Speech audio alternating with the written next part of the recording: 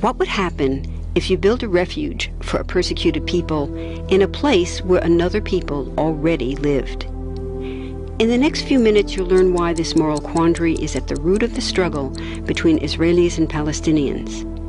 First, there are a couple of things it's helpful to understand. One, many Jews fled harsh persecution in anti-Semitic Europe, especially the Nazi Holocaust. Zionists encouraged massive immigration to historic Palestine, at that time a British colony, where Jews had an age-old connection and where small Jewish communities had long existed among larger groups of indigenous peoples. But when the UN offered the Jewish immigrants the majority of the land for a new state called Israel, for the indigenous Palestinians who lived there, it was a massive destruction of life. They rejected the UN's partition plan, and several Arab states invaded the new state of Israel. Israeli forces essentially erased over 400 Palestinian villages and towns. By the end of the fighting, Israel controlled 78% of historic Palestine. And when 750,000 Palestinians who fled or were expelled during fighting tried to return to their homes where the new state now stood, they were permanently barred by the Israeli government. While over 100,000 of their relatives and neighbors who hadn't left became second-class citizens of the new state, along with the new Jewish majority. Today, Palestinian refugees and their descendants number in the millions. Most are in the Gaza Strip, the West Bank, and Jordan. Many are spread throughout the world, with millions still living in refugee camps, seeking to return to their homeland. To sum up, one group of refugees found a much-needed home, but in the process, a new group of refugees was created. Here's the second thing to understand. Israel was founded as a Jewish state. But now ask yourself, what exactly does that mean? People had lots of ideas about what a Jewish state should look like. Some called for equality for all citizens. But what was created, in practice, was institutional discrimination against non-Jews. In other words, Israel ended up being built on a blueprint of exclusion. The Israeli government wants maximum land and resources for Jews, but not the Palestinians living there. That's why, inside Israel, Jews get special privileges, including rights to land and housing, that are denied to the Palestinian citizens, who make up 20% of Israel's population. That's also part of why Israel has never defined its borders.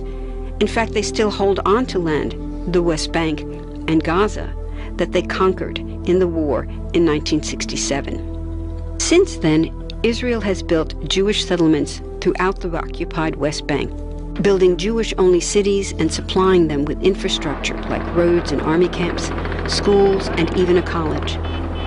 Military occupations are meant to be temporary, but after 40-plus years, this one looks permanent and entirely unjust.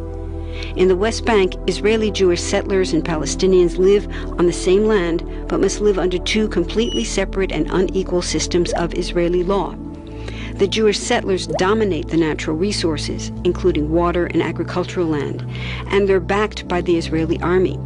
To maintain the occupation, Israel has demolished thousands of Palestinian homes and orchards, confiscated Palestinian land, bombed a captive civilian population in Gaza, and punished resistance with raids, arrests, and assassinations, all to gain maximum land while making life so difficult for Palestinians that they will either leave or be too afraid to resist. Palestinians have fought back. For decades, they tried to achieve national liberation through armed struggle. Some groups still do, but the majority now support popular protest instead. The deeply harmful pattern of control, repression, and violence profoundly harms Palestinians living under occupation and Israelis living as occupiers.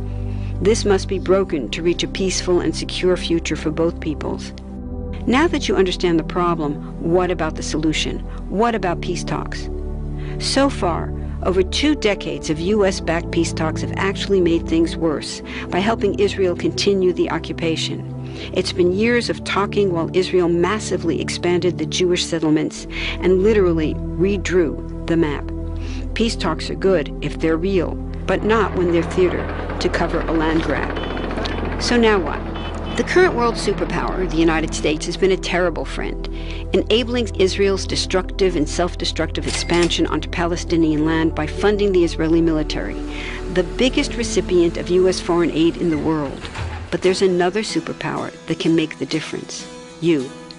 There's a movement with hundreds of thousands of people just like you across the world, including Palestinians and Israelis, protesting, educating, divesting, and boycotting, all to bring nonviolent international pressure on Israel to stop violating human rights of Palestinians.